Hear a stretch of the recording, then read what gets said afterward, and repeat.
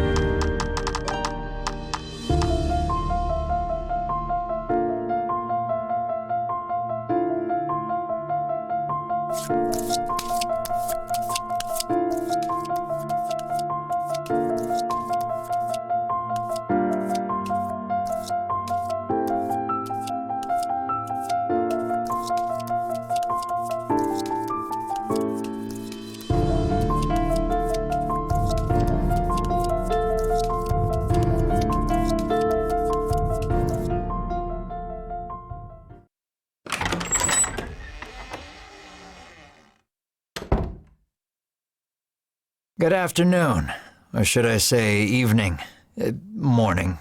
Morning? At any rate, I'm the Game Master. Pleased to make your acquaintance. Before we begin, there is something I must tell you. You see, my job is to draw you into this world with my voice and cards, which is why I believe it best for you to play with the sound on. In fact, I insist on it. However, as you can see, my voice is subtitled, so you can always read along as well.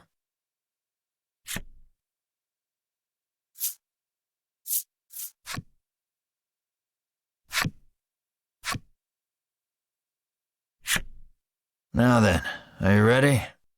Let's begin. Welcome to Voice of Cards. You are about to take the first steps of your adventure. Through a realm of sword and sorcery you will travel, battling bloodthirsty monsters as you strive to realize your ambitions. I have every faith you will accomplish great things here. I am merely a witness to your exploits. Now then, your departure draws nigh. May your journey be a safe one.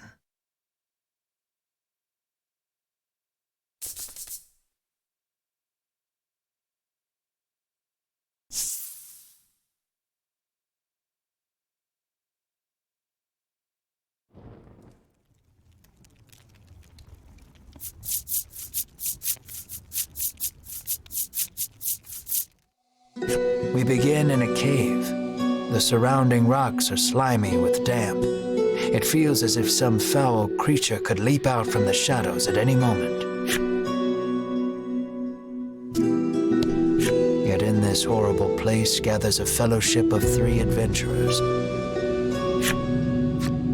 One is a young woman. You can tell just by looking at her, she enjoyed a good upbringing. Another is a stoic warrior. He stands at the ready, scanning his surroundings for any sign of threat.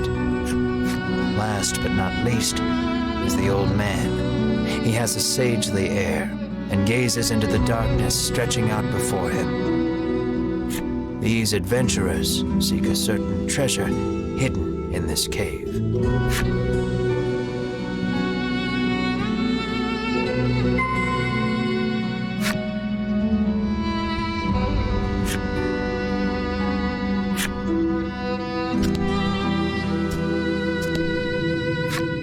An iron door towers before you.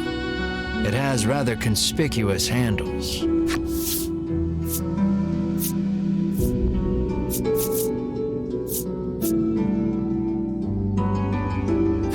The stoic man takes hold of the handles and pushes as hard as he can, but the door doesn't so much as budge. The stoic man winds his leg back and lets fly a powerful kick into the door. As his foot connects, the door trundles to the side. So it was one of those sliding contraptions.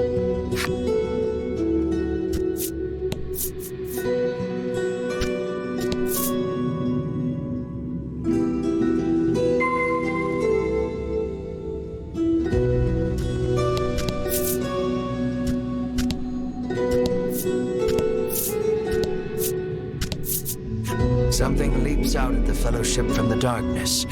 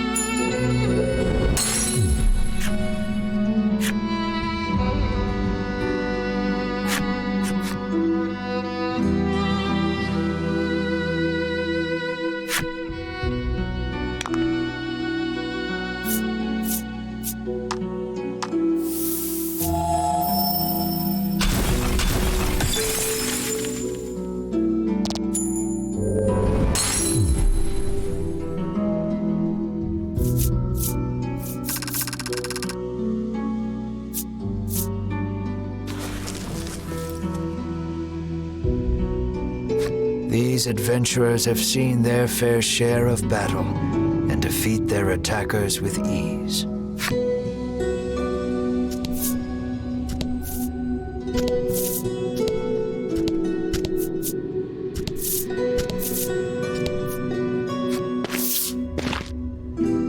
As the trio approaches the treasure chest, an awful rumbling resounds deep in the cave. "You shall not have it," a voice growls. Before the wary trio appear creatures the likes of which they've never seen.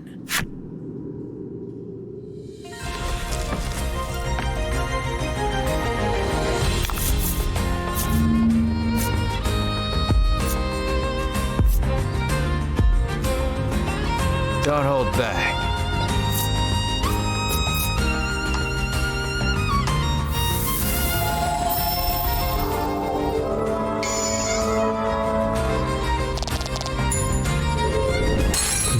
That was lucky.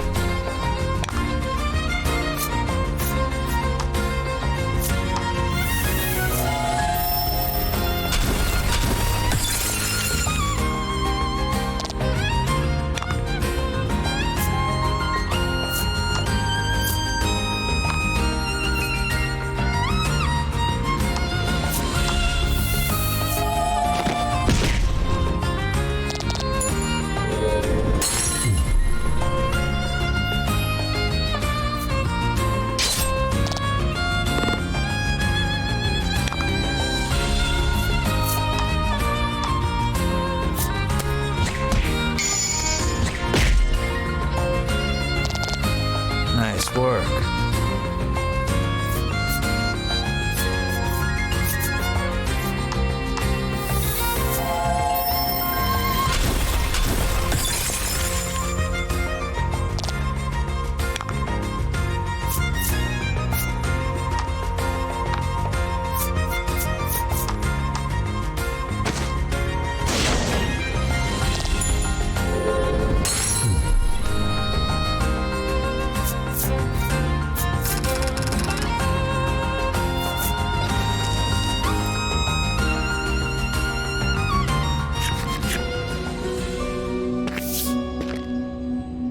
The young woman, there is treasure inside, no doubt about it, but it's locked tight.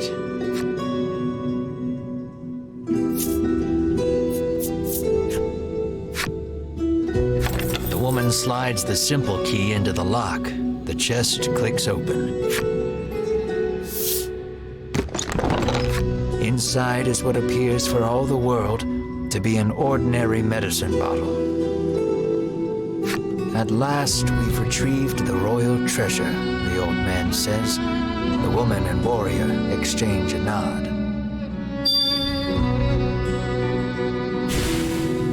Their quest complete, the triumphant trio put the cave behind them.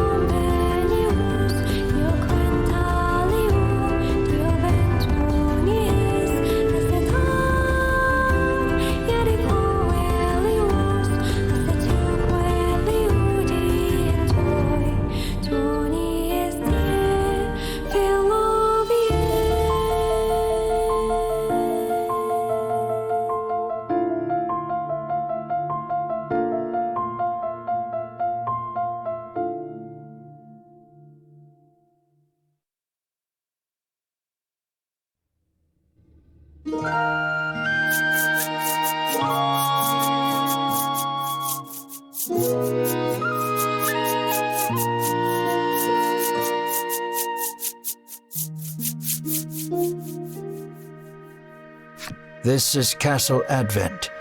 Queen Nilla reigns over the kingdom from within its walls.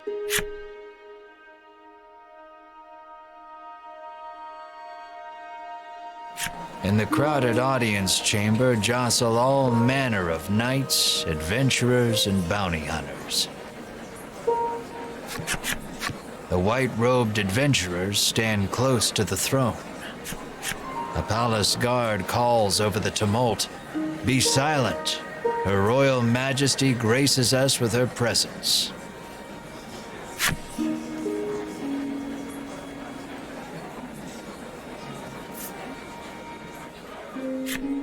The cacophony ceases the moment Queen Nilla enters the chamber. Seated upon the throne, the Queen faces the crowd, her lips part. "Thank you all for heeding my call to slay the dragon.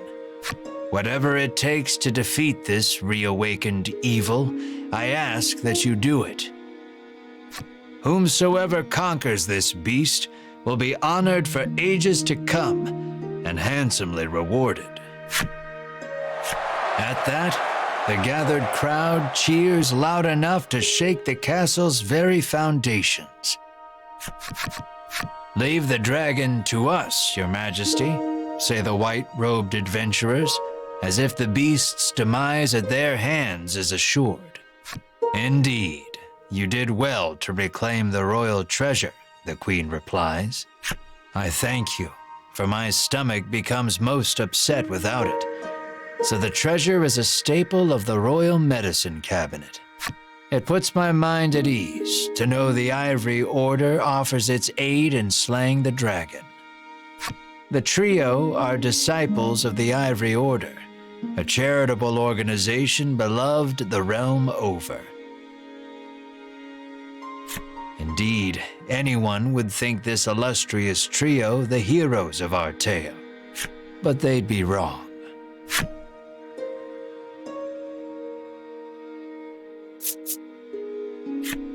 So we just gotta slay the dragon and we'll be drowning in gold." The man trails off, drooling over unknowable fantasies. Beside him, a strange creature lets out a chirping coo. Pay attention, because this is important. There he is, or there you are, I should say, the hero of our tale. A humble bounty hunter, you love little in this realm more than coin. A seemingly tedious fellow who doesn't hesitate to claim the title of hero for yourself.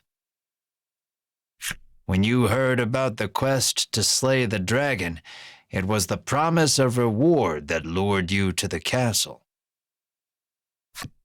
Now then, if you wish to officially register for the hunt, see me so I can get your signature. You wonder why you need to sign anything, but head for the guard anyway.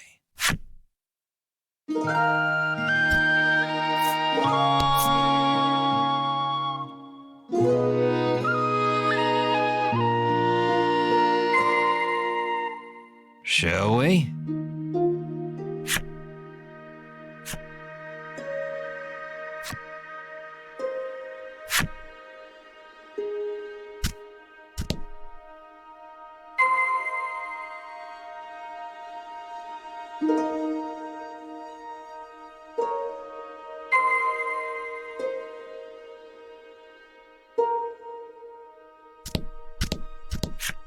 Scared of the dragon? Scoffs the guard.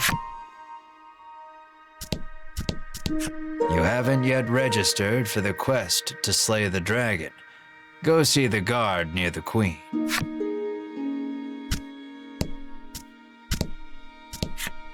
Have you registered yet? Says the guard.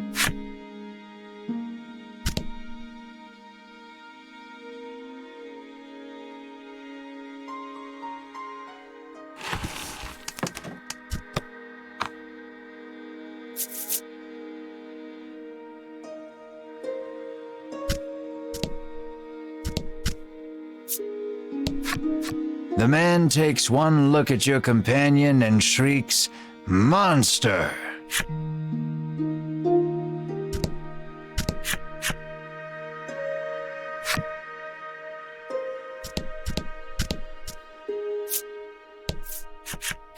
We of the Ivory Order will be the ones to restore peace to the land, brags a white-robed man. My colleague made me come along, but he didn't mention we were going on a quest to slay the dragon, she says, trembling.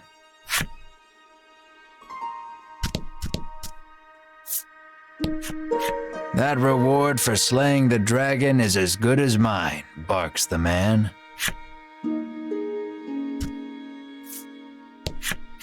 You think the dragon's really as tough as they say? Asks the man, his knees knocking together.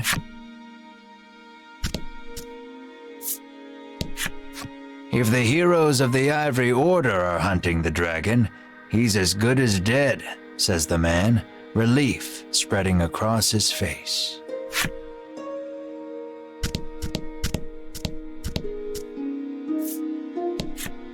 Keep your ears perked. You never know what you might hear that'll lead you in the right direction, the man says. You think.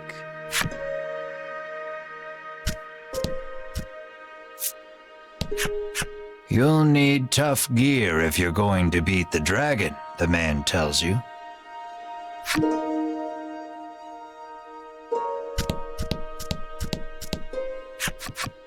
The Ivory Order trio stands before you. They seem not the most approachable of parties, but...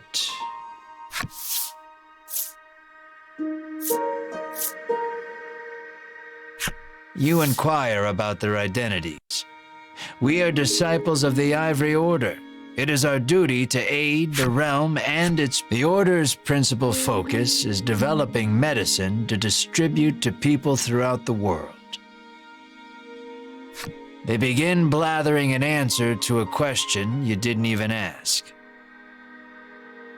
Sensing a long lecture ahead, you seize on the first chance to extricate yourself from their presence. You try to speak to the trio again, but they're too involved in hashing out some sort of plan of attack to pay you any mind. Go talk to the guard on the left to sign your name on the register. You try to speak to Queen Nilla, but a guard blocks your path. Figures a nobody bounty hunter can't just walk up to a queen and start chatting like they're best friends.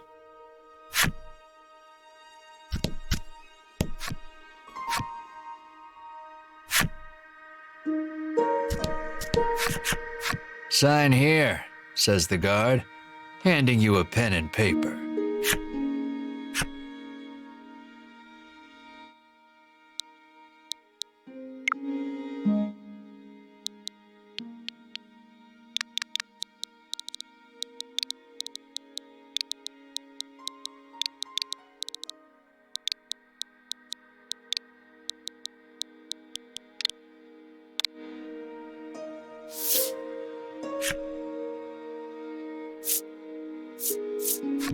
You sign your name. After you've signed, the guard motions to the strange creature beside you, the monster too. You sign your companion's name as well, Mar. Mar, your friend and sometimes traveling companion. Though he can't speak the human tongue, he seems to understand it well enough. Thank you. Now we'll know what to have engraved on your tombstones. Can't ask the dead what name to mark their grave with, after all, the guard chortles. You want the reward as badly as you don't want to die. You figure you better make some strong friends.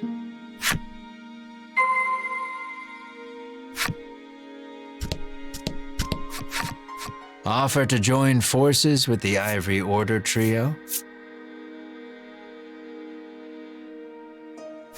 We select few are sufficient to defeat the dragon. We require no additional aid. And we certainly don't require the aid of a no-name wastrel. With that, the trio takes their leave of the castle.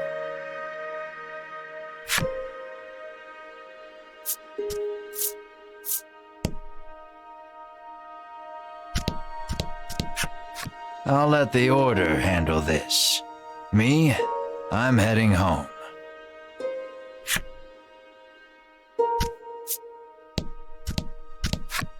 Before you even open your mouth to ask him to team up, he cuts you off. Thanks, but no thanks.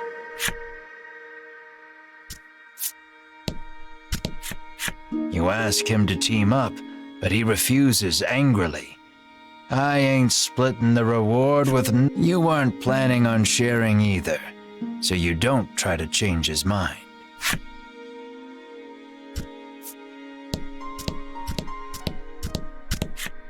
Never know what you might hear that'll lead you in the right direction.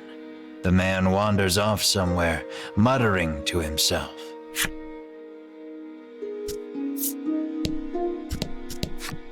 You'll need tough gear, the man says, wandering off.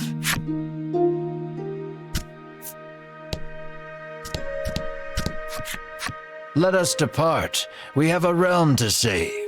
He grabs his less than enthused colleague by the wrist and drags her off. You catch a glimpse of the terrified look on her face, and then the two disappear out of the audience chamber.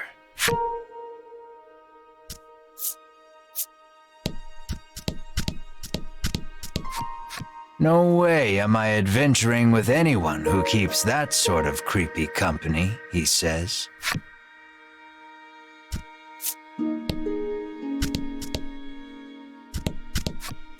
I am one of the guards charged with the castle's protection. I take not a single step from my post. I am one of the guards charged with the castle's protection. I'll leave the dragon slaying to you adventurers.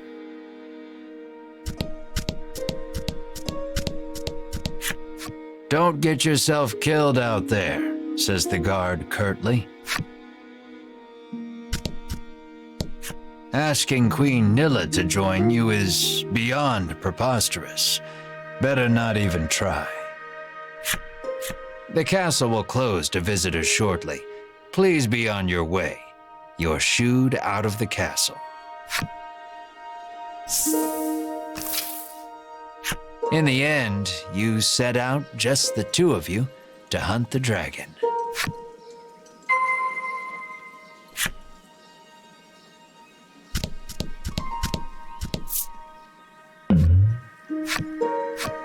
A weapons merchant accosts you in the street, despite your best efforts to mind your own business.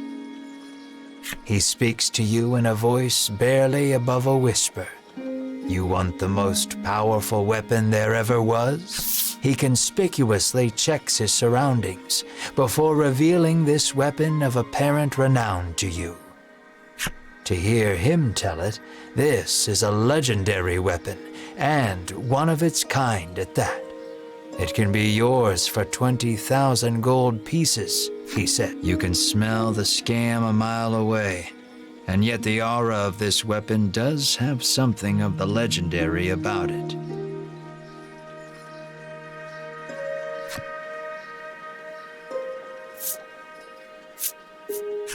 You open your coin purse only to find you don't have 20,000 gold pieces. No money, no sale. He tucks the weapon away once more. The old man kindly warned you of the dangerous monsters outside of town.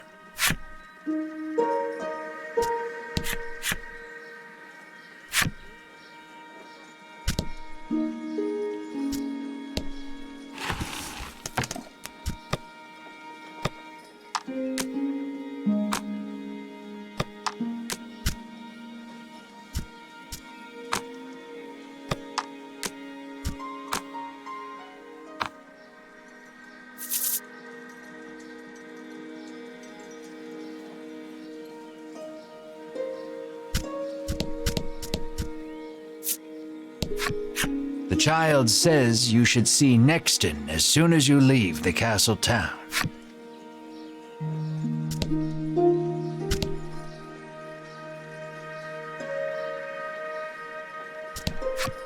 You peek inside the carriage shop only to hear the owner call out that they're closed. Guess you won't be making use of them after all.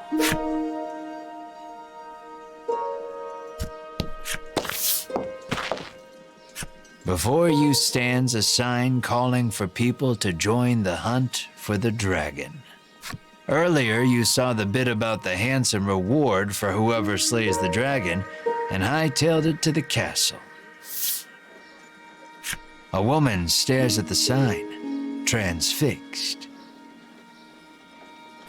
Her face curls into a scowl as she notices you. "Monster!" the woman cries and flings magic at Mar. Startled by the spell, Mar grows dizzy.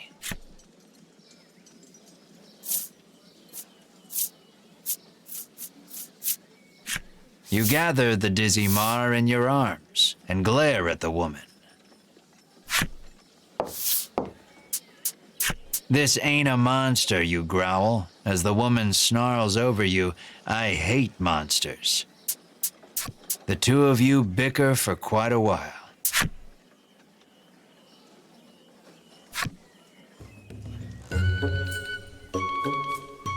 In the end, the woman admits she may have jumped to conclusions, but stubbornly refuses to apologize.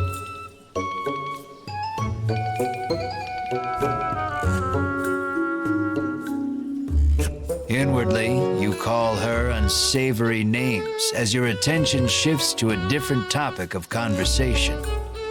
Turns out she really hates the dragon and would love to take him down with her own two hands. But she knows she's no match for him alone, so she's at a loss for what to do. When you tell her you're after the same thing, she squints down her nose at you. "Fine," she says, "I can help you."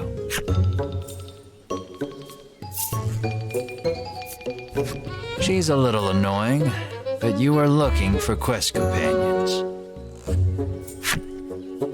"I only want to see the dragon dead. I don't care about anything else," she mutters. You overhear her remarks and grin without thinking. Then you don't care about getting a share of the reward. That suits you perfectly. You happily join forces with the black-clad woman. She introduces herself as Melanie. She tells you she is a witch, but says nothing of why she hates monsters or what grudge she bears against the dragon.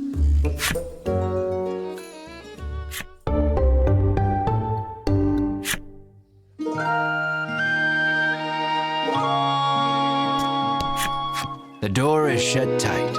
You spy a keyhole on it, suggesting the existence of a corresponding key.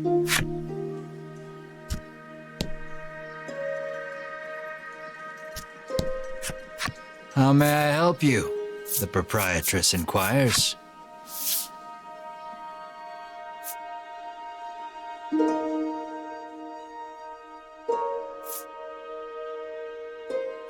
"Will that be all?" the proprietress asks.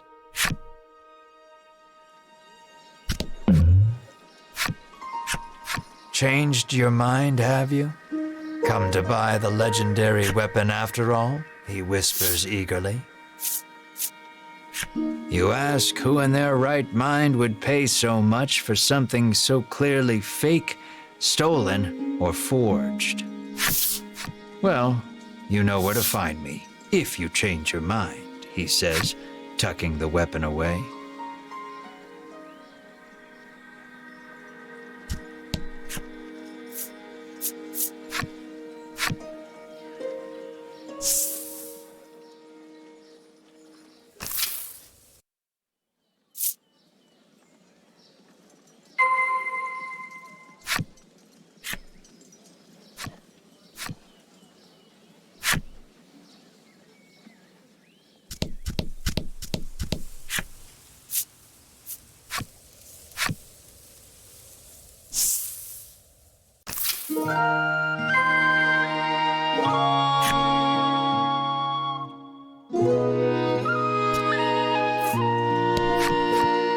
tells you she's so terrified of what might happen if the dragon attacks the town, she hasn't been able to eat.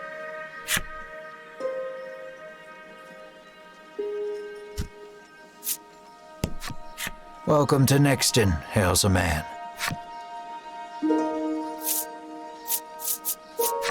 You try asking the man if he knows anything about the dragon. The man's eyes widen. He leans close, cupping his hand to his mouth. Welcome to Nexton, he whispers in your ear.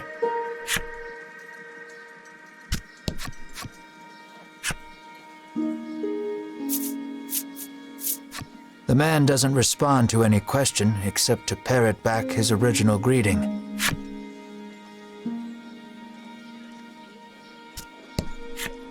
How may I help you? The proprietor inquires.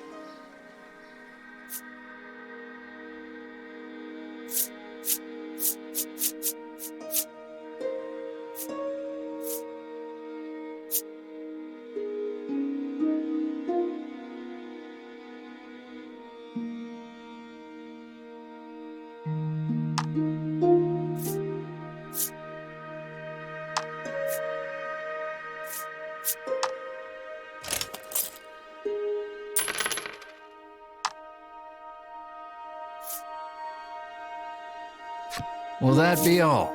The proprietor asks.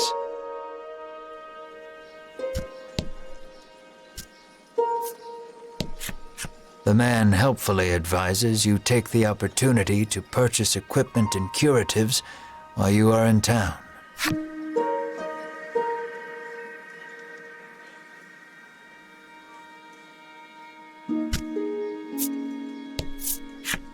A woman sits hunched over by the side of the road.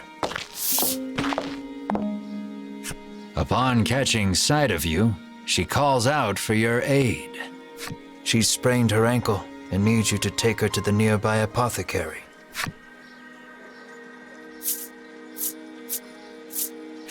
You try to lift the woman into your arms, but the weight's too much for you to bear. You lay the woman back down where you found her and mutter a quiet farewell before turning to leave. Upon seeing that, Melanie snaps. What kind of person are you?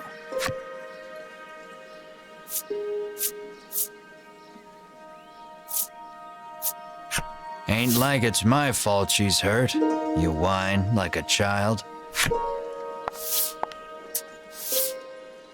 Ignoring you, Melanie gingerly helps the woman up.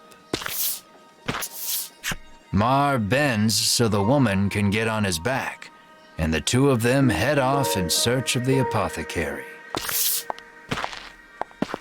You watch them walk away for a moment before following, complaining to yourself about what a waste of time this is.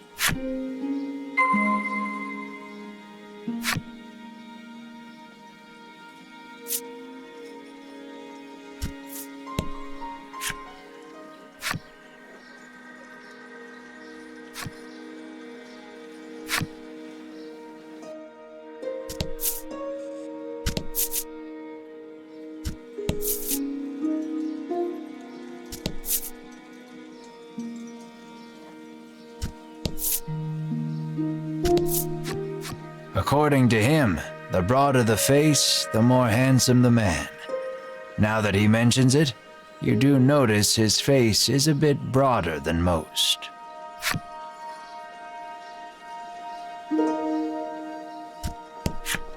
The girl says if you follow this road northwest for a bit, you'll come to Thryston.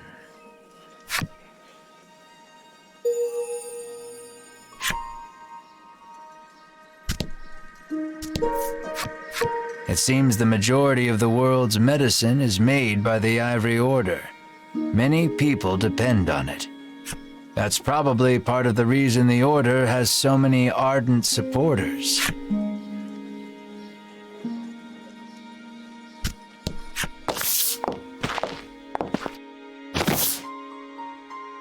You arrive at the apothecary.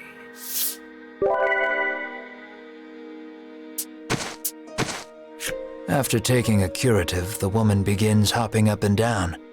Nothing holds a candle to Ivory Order medicine, she beams. She thanks you and pulls something from her breast pocket.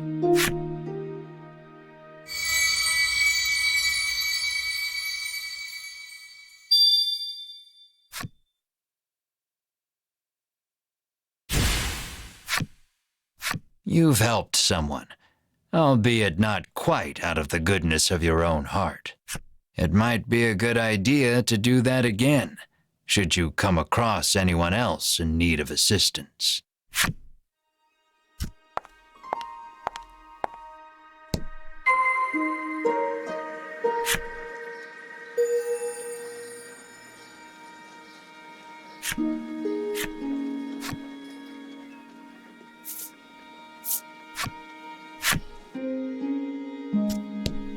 How may I help you? The proprietress inquires.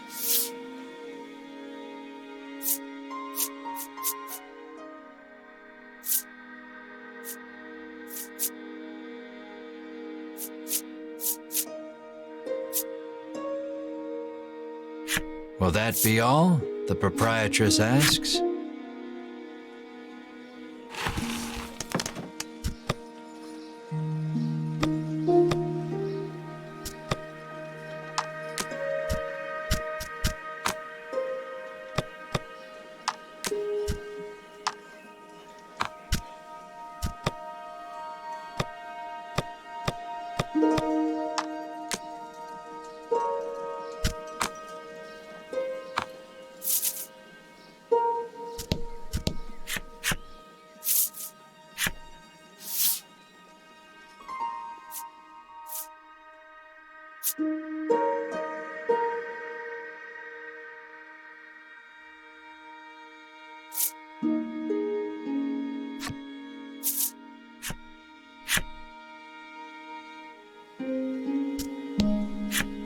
On your way to defeat the dragon, are you? The innkeeper inquires as you set foot inside. The innkeeper gives you a room free of charge in a show of support for any and all who wish to defeat the dragon.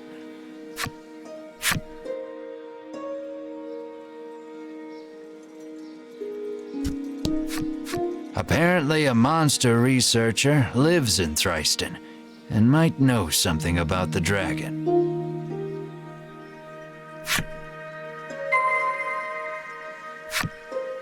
It seems you've learned all you can here. Time to move on.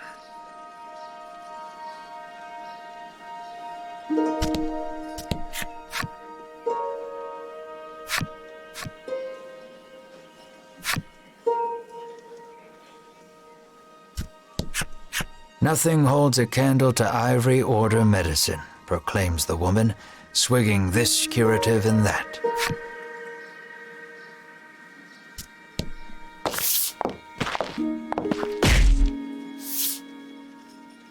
As your eyes roam everywhere but the path you walk, you barrel right into someone.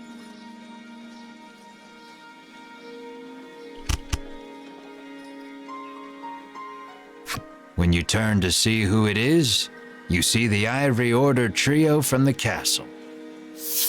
Winifred, are you all right? The sagely old man asks the woman, voice full of concern. I'm fine, the woman called Winifred replies. Thank you, Hedwyn. Berwin, the old man calls, turning to their stoic companion. He jerks forward, as if to defend Hedwyn and Winifred. The trio advances on you. How dare you treat disciples of the Ivory Order with such disrespect?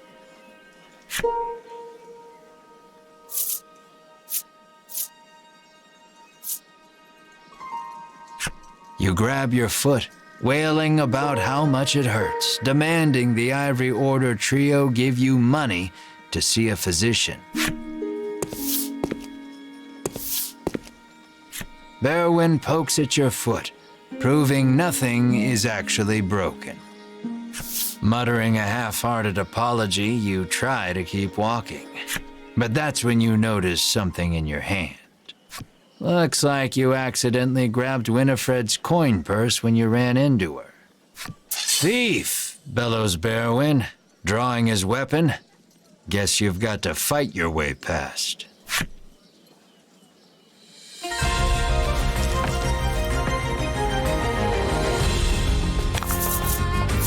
About the enemy.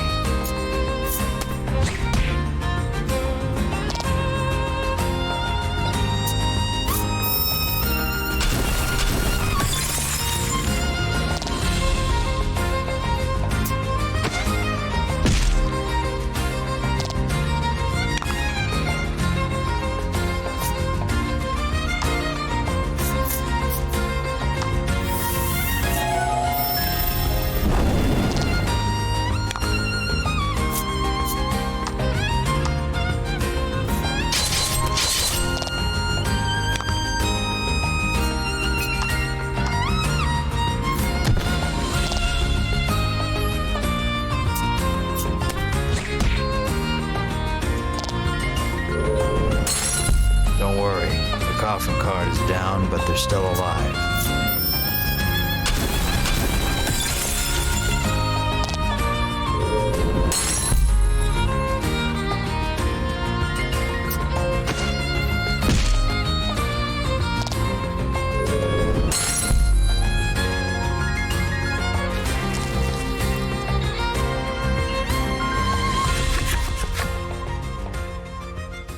The Ivory Order laid you out flat.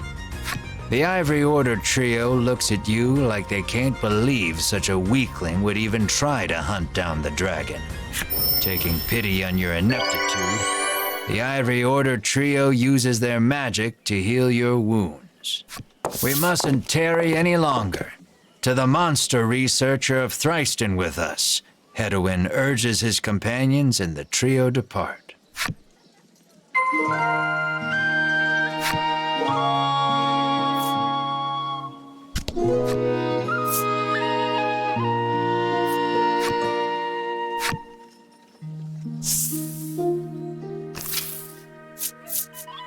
Aimless wandering can be fun, but if you want purpose and direction, I'd suggest sticking to the path.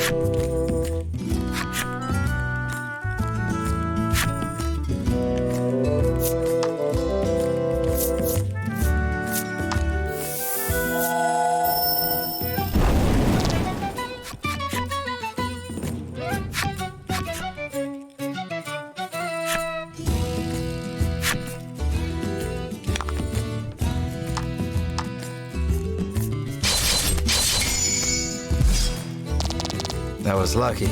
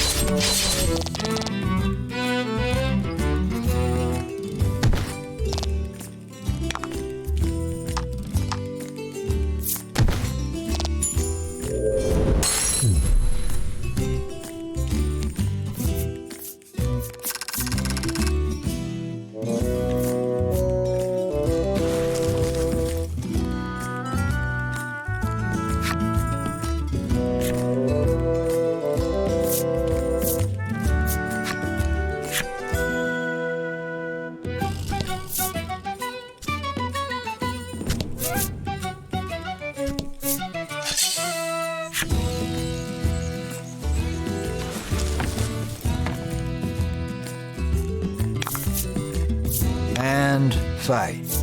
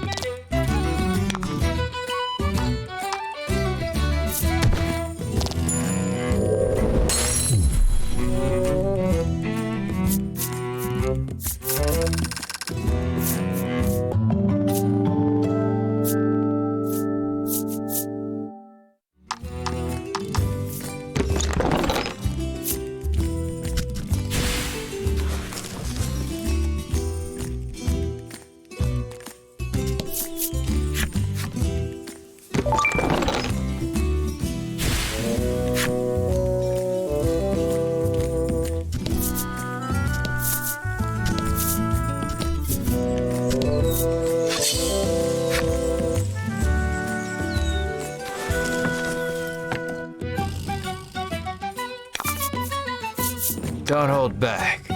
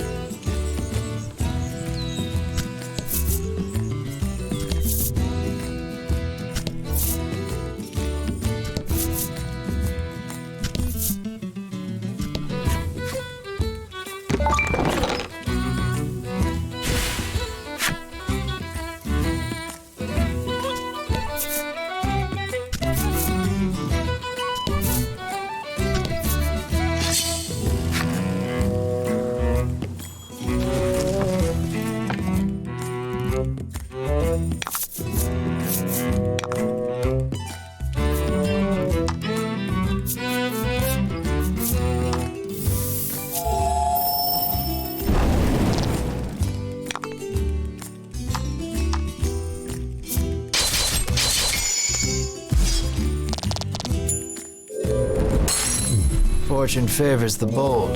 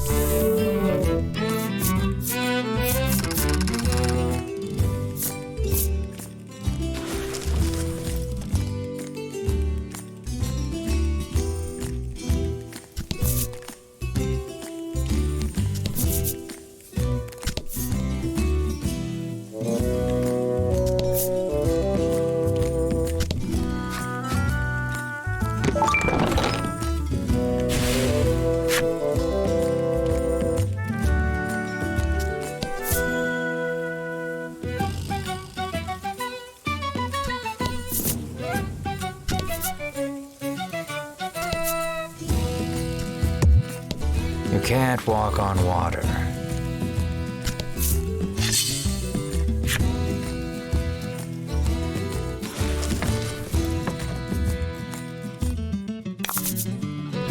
About the enemy.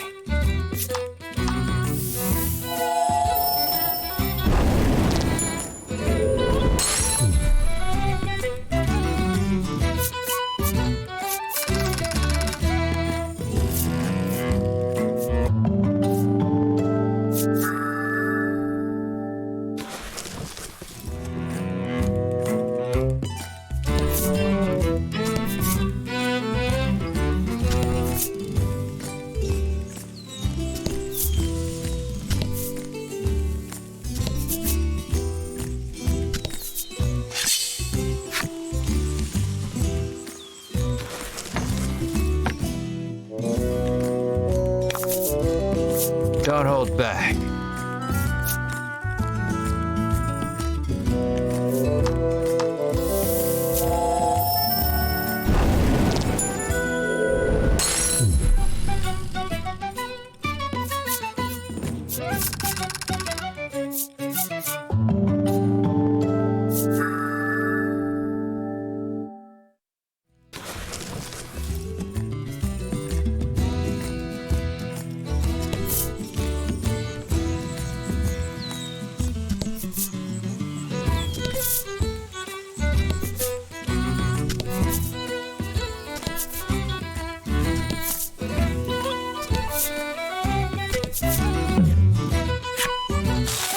Trees bearing very solid-looking nuts whip to and fro in the force of the gale. This doesn't bode well for you.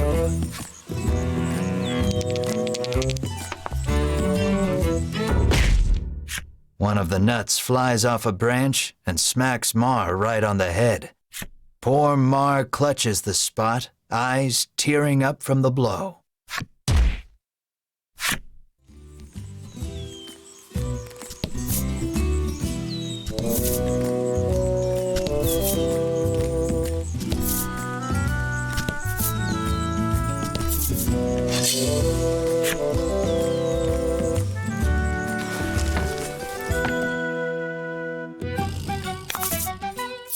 Let's do this.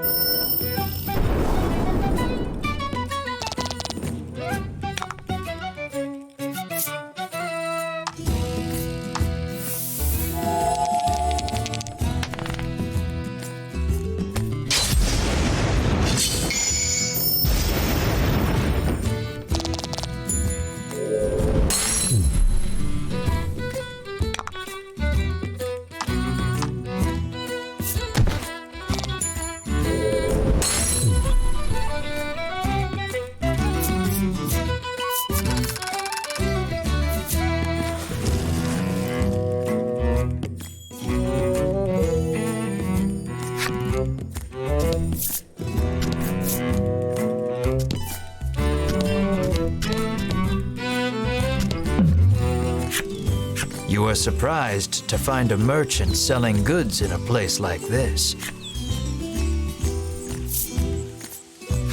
You decide to take a look, and the merchant welcomes you energetically. These are my unsold wares. I would be happy to sell to you for a fraction of the price, the old woman says as she lines up some medicine bottles before you.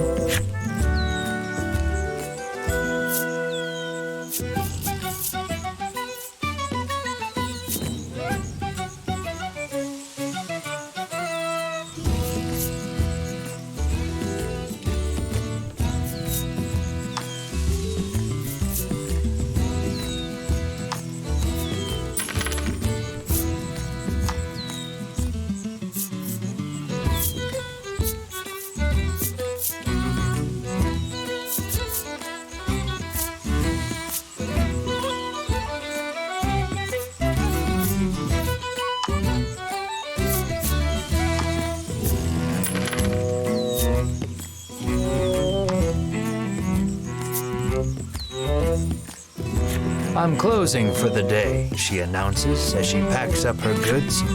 It seems you won't be able to do any more shopping here.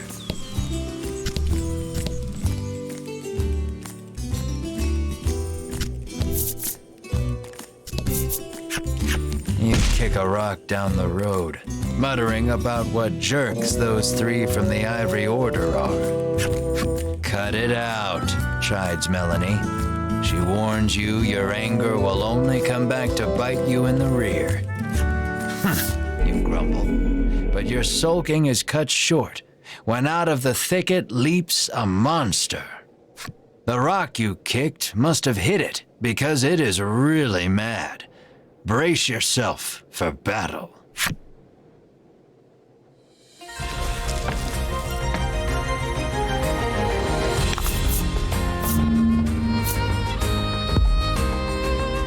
And fight.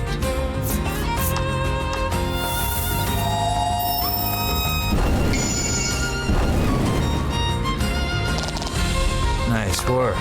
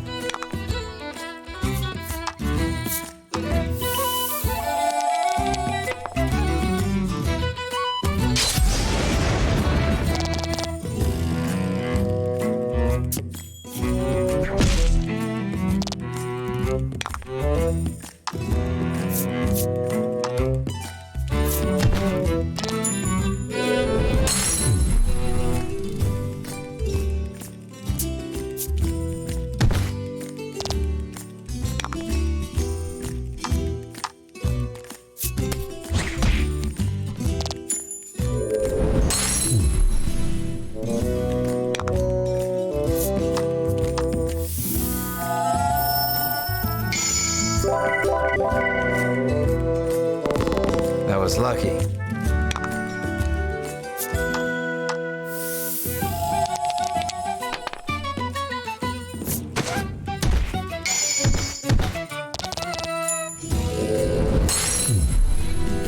Good work.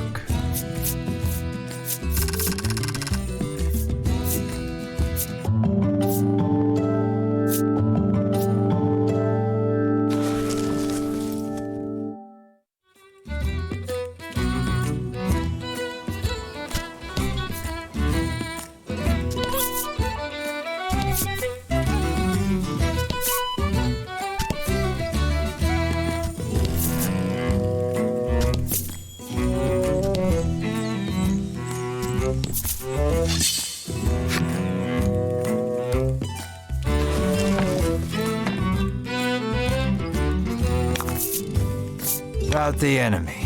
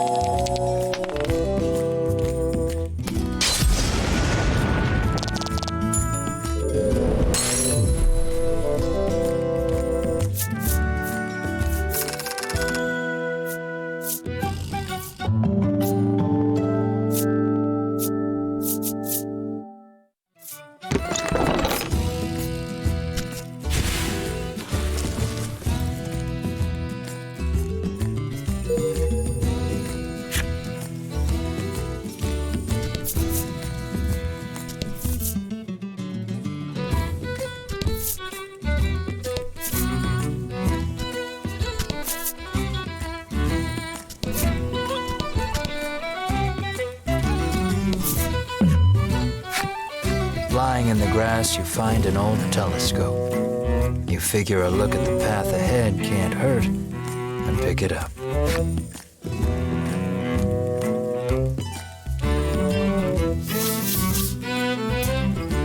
Peering through the lens, you see something in the distance, but you can't tell exactly what. All you know is there's something up ahead.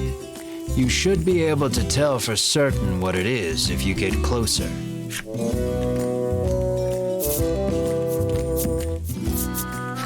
You leave the janky telescope where you found it and make your way cautiously toward what you saw. You spot a loitering monster.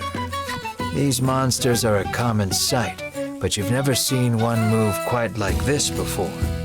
You can't not fight such a unique monster.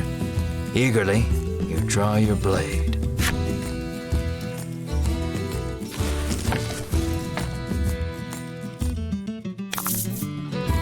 Don't hold back.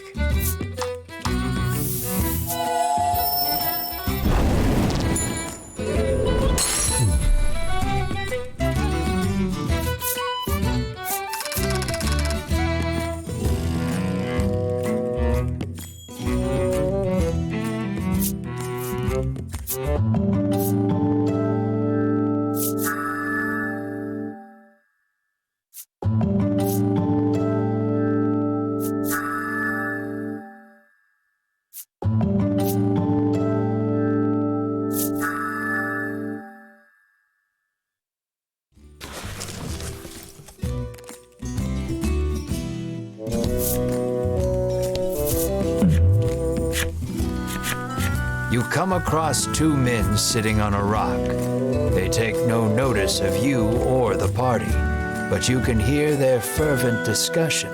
You listen in and deduce that they are a pair of thieves. You lean in, trying to hear what else the thieves are talking about. You catch pieces of the conversation here and there. I hid the goods. Head south just before the bridge. No, whatever ye do, don't go into the bewildering wood. It sounds like they've just told you where to find their stolen loot. You hastily grab a scrap of paper, write down what you've heard, and quietly sneak away.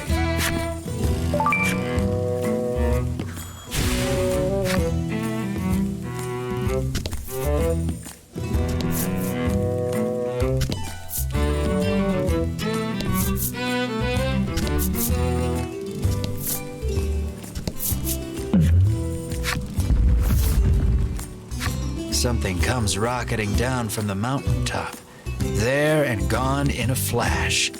What was that? Your friends insist it was probably just a rock, but you're convinced it was a monster, and you can prove it. The rock adroitly avoids crashing into anything as it falls. Only monsters can move like that. Your friends breathe a sigh of relief as the monster hurtles ever farther away.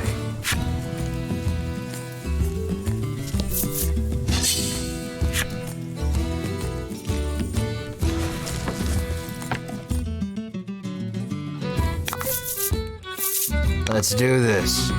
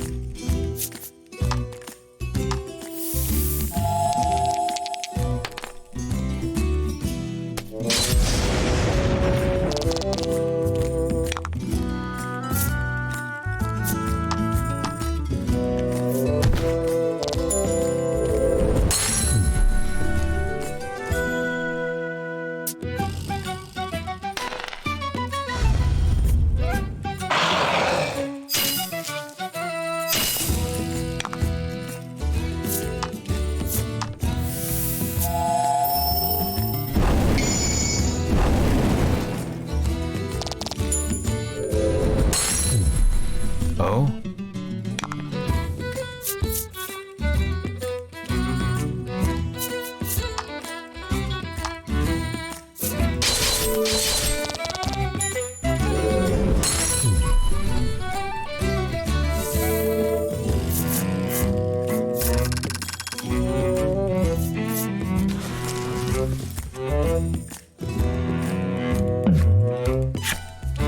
Pick up a scrap of paper dropped by some manner of monster.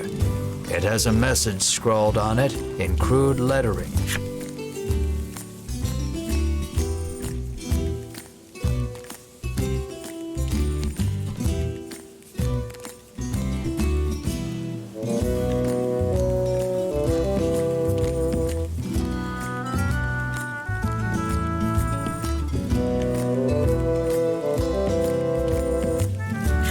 Clearly, whoever dropped this message did not want to forget where the stolen treasure is hidden.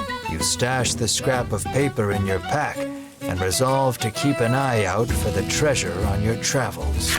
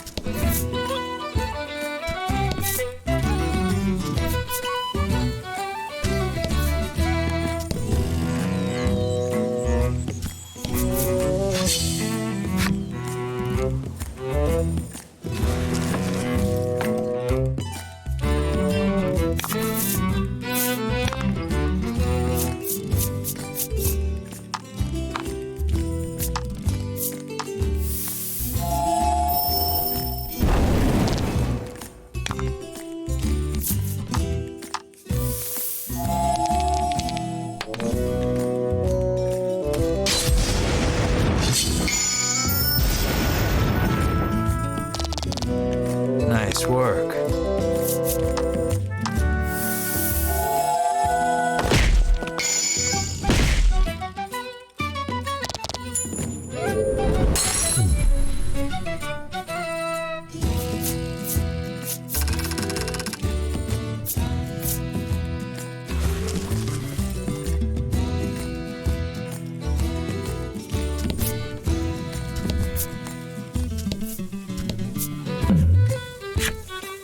Something's catching the sunlight just so. You move closer to get a better look at it. You find a chest lodged in the hollow of a tree.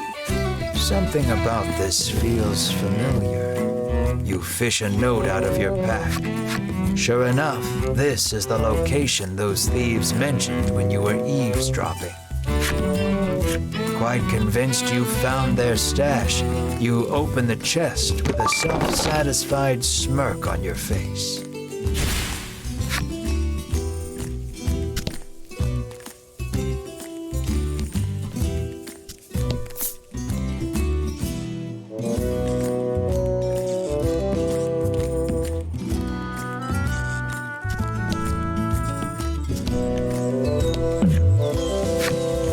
You spy a rather large number of monster prints on the ground. A wry smile plays across your lips as you remove the scrap of paper from your pack. You pull from your pack the scrap of paper you picked up just north of Castle Advent. You feel around in the grass for a few moments before your hand strikes. The scrap of paper tells no lies. You greedily open the chest.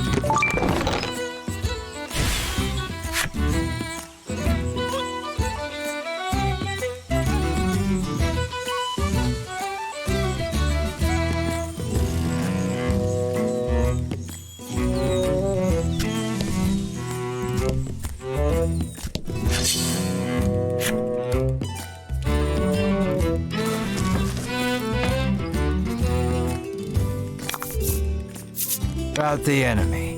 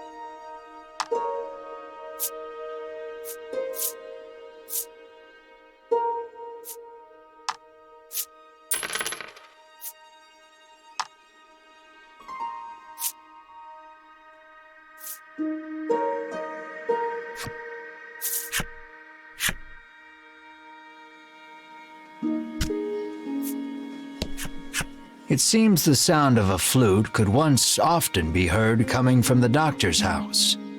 His neighbors complained about the noise, though, and all has been quiet since.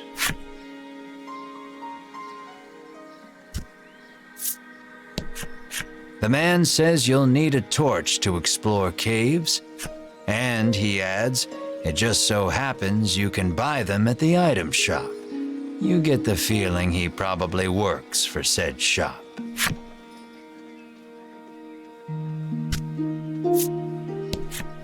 Apparently monsters have been mugging people along this stretch of road lately. The Ivory Order is searching for where they're stashing the stolen goods.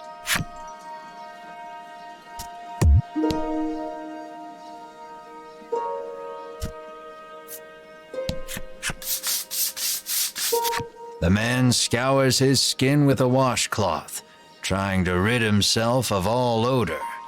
Apparently, he blames his natural musk for his unlucky love life. You catch a whiff of scent wafting off him. It is rather pungent. An idea strikes you. Maybe getting rid of the toxins within the body would get rid of the odor without, too. You hand him an antidote and he chugs it down. As soon as he's finished, the odor completely disappears. Overjoyed, the man resolves to tell the person he likes how he feels. From his breast pocket, the man pulls out something to give you in thanks.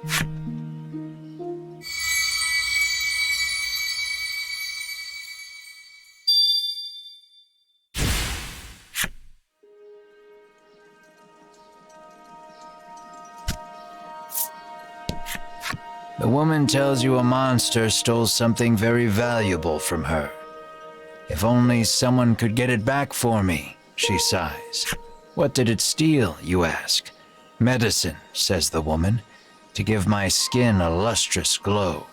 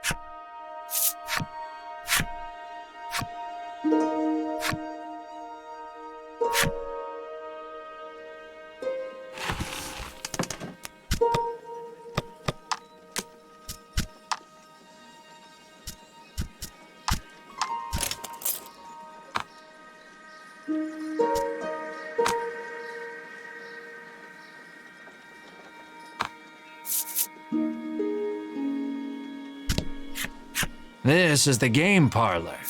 Come play cards, the boy at reception calls.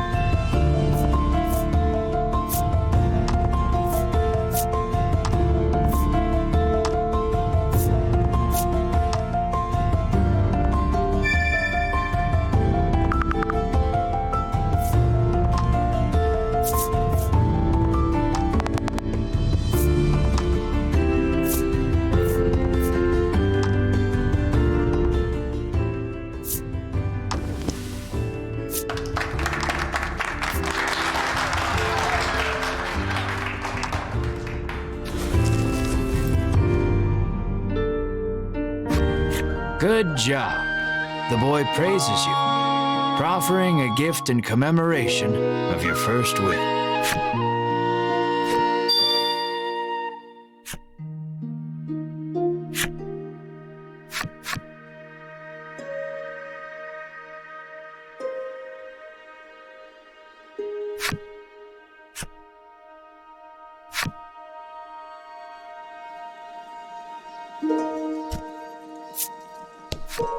The woman who fashions herself a missionary of love haughtily cries she's too beautiful and popular for her own good.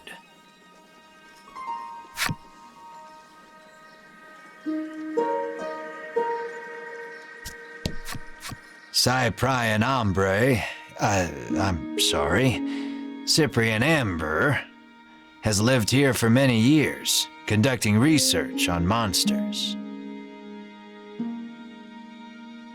All the townsfolk affectionately call him Cypri. If anyone knows anything about the dragon, it's him. He's a veritable monster expert. You ask Cypri if he knows anything about the dragon. He says he'll tell you if you do him a favor.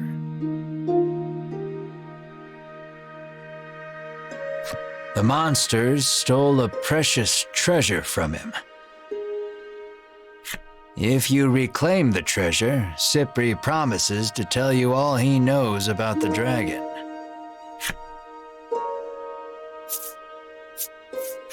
It seems the treasure-thieving monster makes its hideout in the Western Cave. That's where you'll want to head.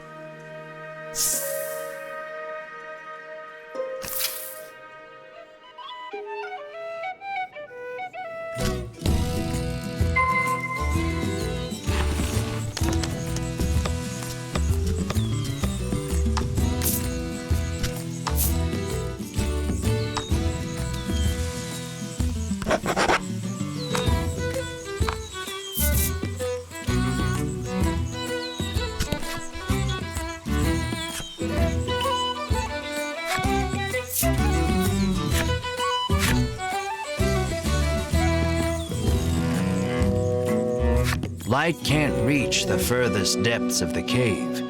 It may be impossible to proceed without a torch. You light the torch. It'll be much easier to explore now with your surroundings better illuminated.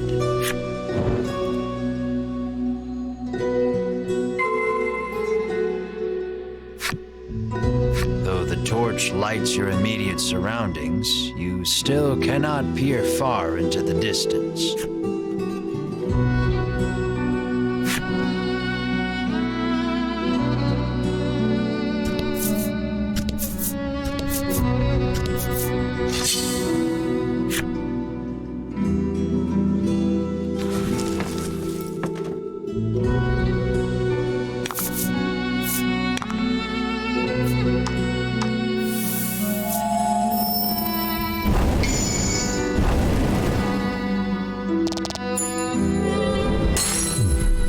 Excellent.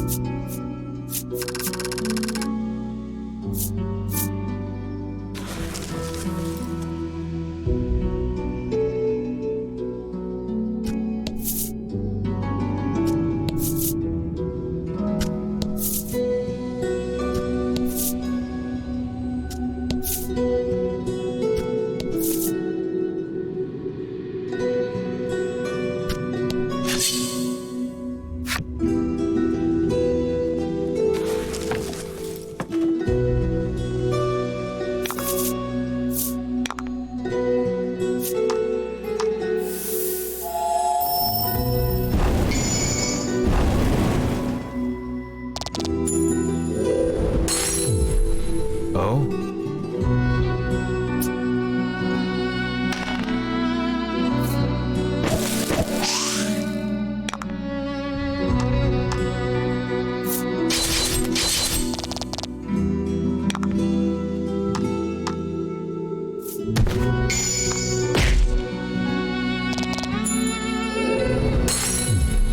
Congrats.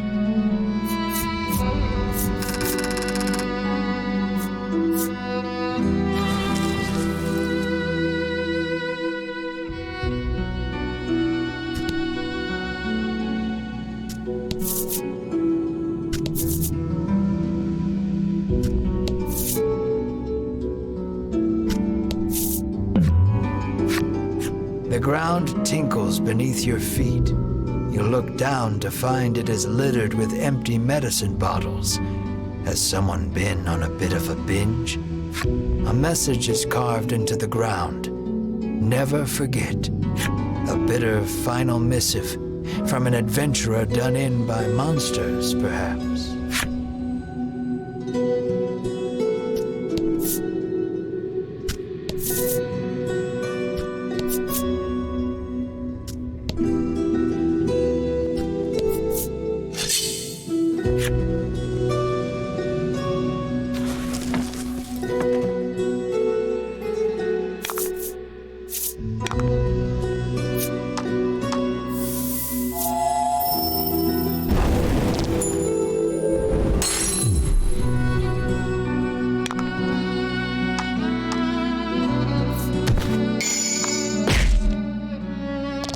That was lucky.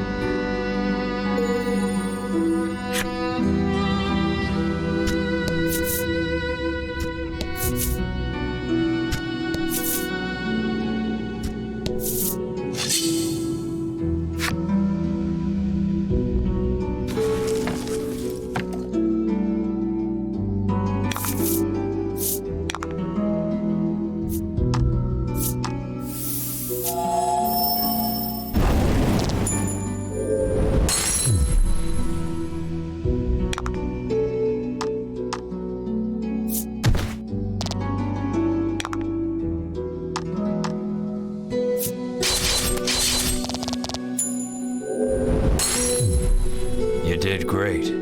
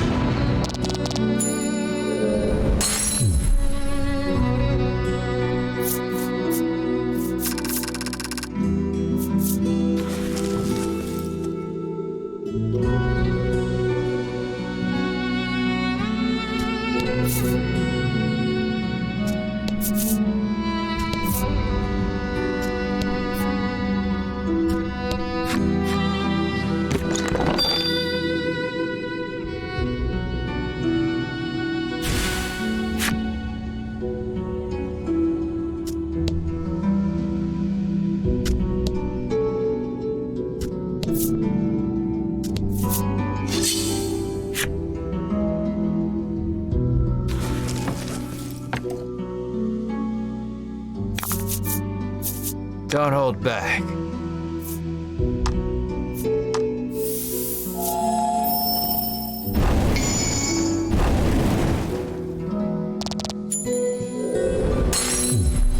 That was lucky.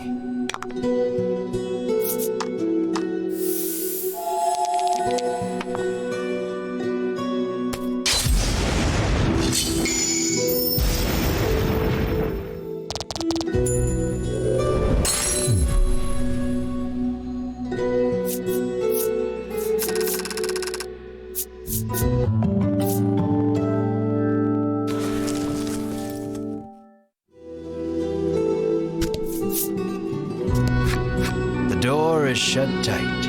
It seems some strange force keeps it barred. Upon closer examination of the door, you spot a cavity that looks like some sort of sphere should go there. You put the magic sphere into the cavity, and the door opens.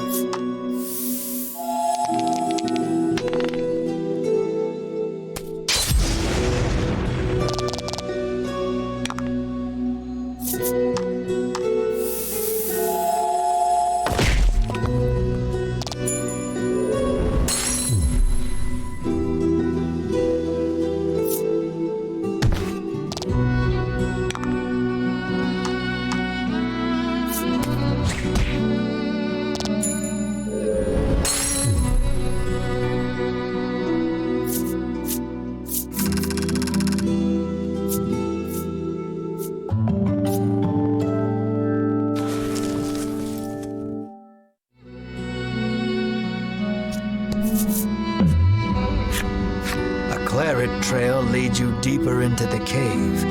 Was the walking wounded a monster or a human? A knot forms in your gut. You raise the torch to get a better look at your surroundings. The walls have been gouged and scarred as far as you can see. Another message comes into view, written in tiny letters among the scars. I will find you. What horrors transpired here?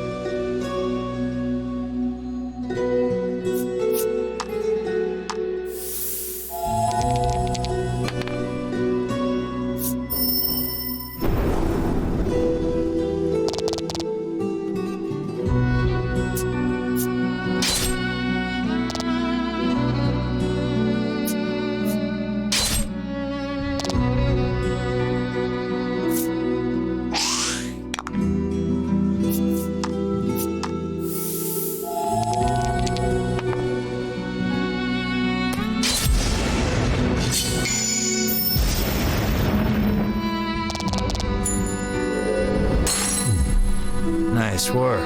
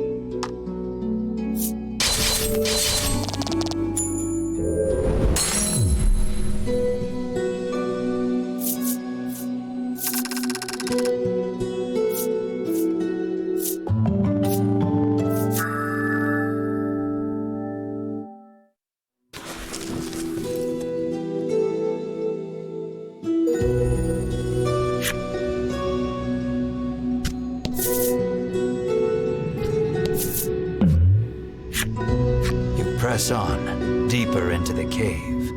Light floods into the chamber, illuminating a scene so startling you nearly drop the torch altogether. Two mummified bodies lie close beside one another, their hands clasped together. Beside them, a message written in blood. We leave together. Perhaps they were lovers? Whatever the case, you notice the bellwether nestled in their hands. You gently pry it free, bend a knee, and say a small prayer for the dearly departed.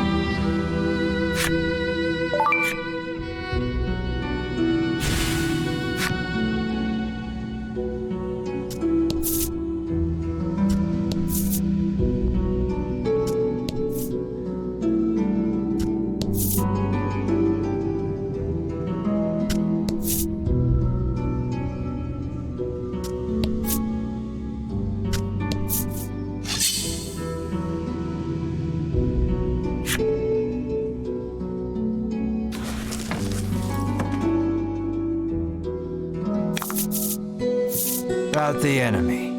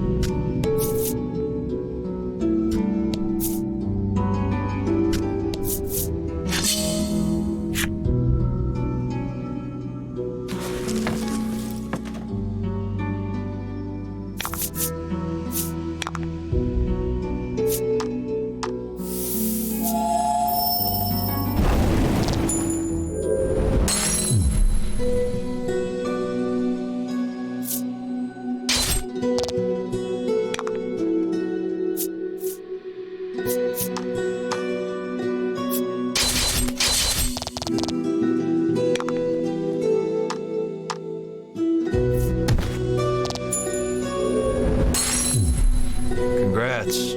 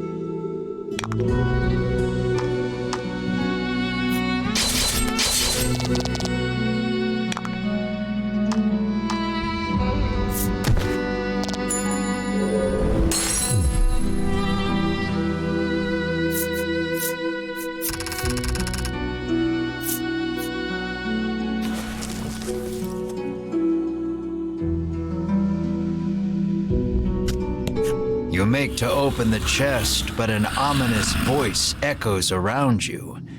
I will not relinquish my hoard. The next instant, something leaps at you out from the darkness.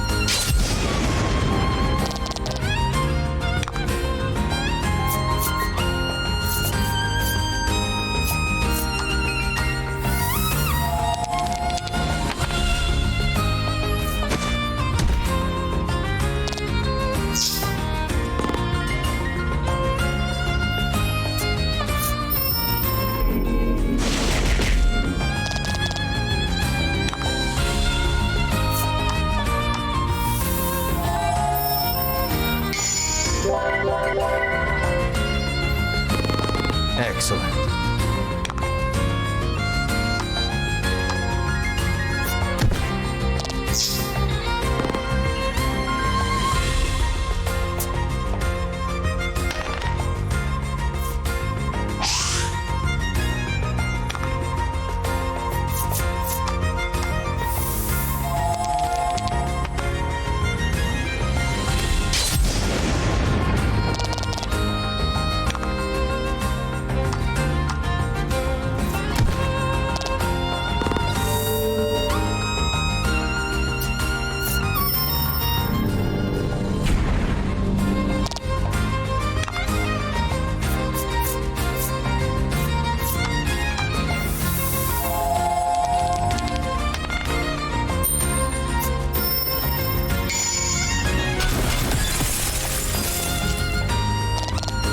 That was lucky.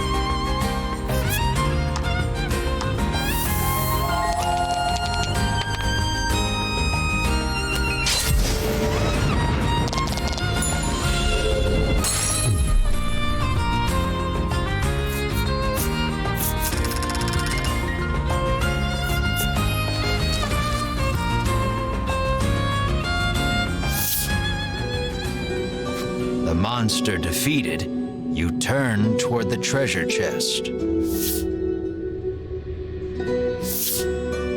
and see those Ivory Order jerks rooting through it. You rush over, but you're too late to stop them. Sweet of you to take care of the monsters for us, trills Winifred, favoring you with a smile. Tucking the spoils from the chest safely into a bag, the Ivory Order trio stroll away whence they came. Knowing you couldn't stop them if you tried, you can do nothing but stand slack-jawed and watch them go. The chest is empty, save for a ragged doll. Nice of them to leave us the trash, you grumble in irritation. For some reason, Melanie picks up the ragged doll.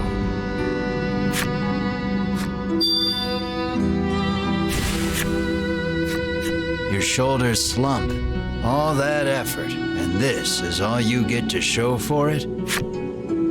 You find nothing else even close to treasure. Hope Cypri is ready for bad news. Leave now would be the fastest way out. You left the Western Cave.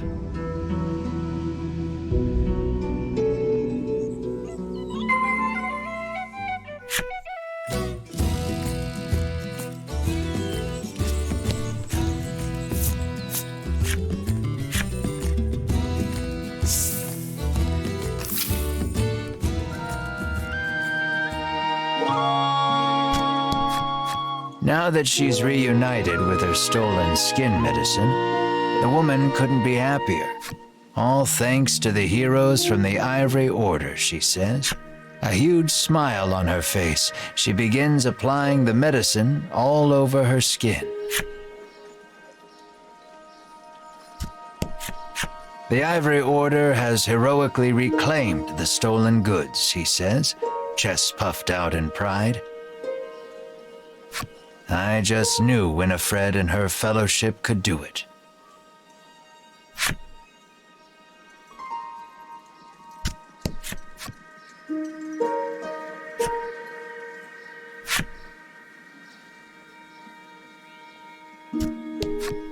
The man, who no longer smells, told the person he likes how he feels, but he was still rebuffed. The smell may be gone, but he's still determined to polish himself up for that special someone.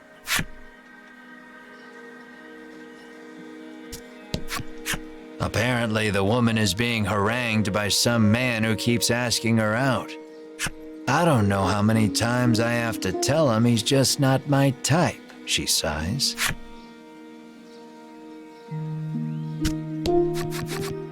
Were you able to find my treasure? Cypri asks. This is all we found, says Melanie, withdrawing the ragged doll. Cypri's eyes widen as soon as he sees the doll, and he reaches out to take it. Without breaking his gaze away from the doll, he begins to speak. Cypri tells you he gifted this doll to his young daughter a long time ago, but she fell gravely ill and died. Since then, Cypri has treasured this doll as he treasured his daughter. Then the monsters took it from him. Cypri turns to Melanie, his head bowed deeply in gratitude. So you reclaimed the treasure by complete accident. You step closer to Cypri.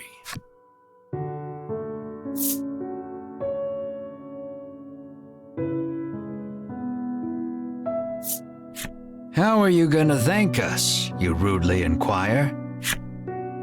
Cypri gestures as if to say, let's not get ahead of ourselves. Far to the east of town is a place called Unionville, where monsters and humans live together in harmony. According to Cypri, you might be able to learn something there, as the dragon and monsters are not totally unrelated. Upon hearing that, you turn on your heel to leave. Cypri calls out to stop you. Journeying to Unionville entails traversing the dense expanse of the bewildering wood. You'll need this, he says, and holds out something for you.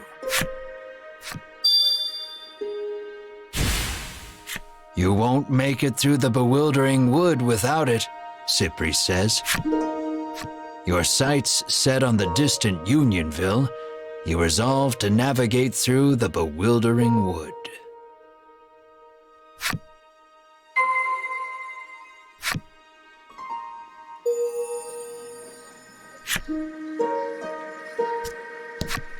A place where human and monster coexist, Cypri sighs in longing. How I'd like to live there myself. The leaps and bounds my research would make.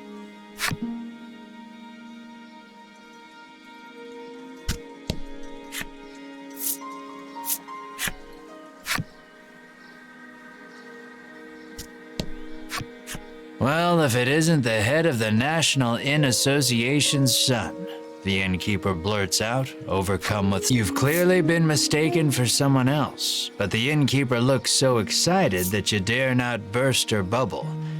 Your room is free.